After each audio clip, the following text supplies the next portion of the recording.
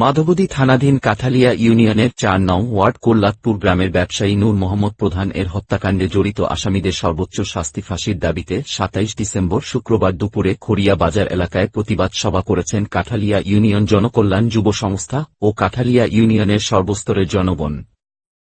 উল্লেখ্য, গত ২০ ডিসেম্বর গভীর রাতে ৫ জন আসামি মিলিত হয়ে নূর মোহাম্মদ প্রধানকে শ্বাসরুদ্ধ করে হত্যা করে লাশ গুম করার জন্য ডোবায় ফেলতে গিয়ে দুজন জনতার হাতে আটক হয়।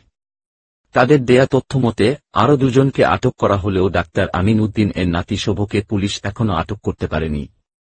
বক্তারা বলেন, যারা নূর মোহাম্মদ প্রধানকে হত্যা করেছে তারা এলাকার চিহ্নিত সন্ত্রাসী ও ডাকাত। অত্র এলাকায় যত ধরনের ডাকাতি হয় তাদের মূল হোতা শুভ। সেই শুভ এখনও প্রকাশ্যে ঘুরে বেড়াচ্ছে। কাদের ইশারায় পুলিশ তাকে গ্রেফতার করছে না? আসামি শুভকে দ্রুত গ্রেফতার করে আইনের মাধ্যমে তাকে সহ তার সঙ্গীদের ফাঁসিতে ঝুলানোর দাবি জানান।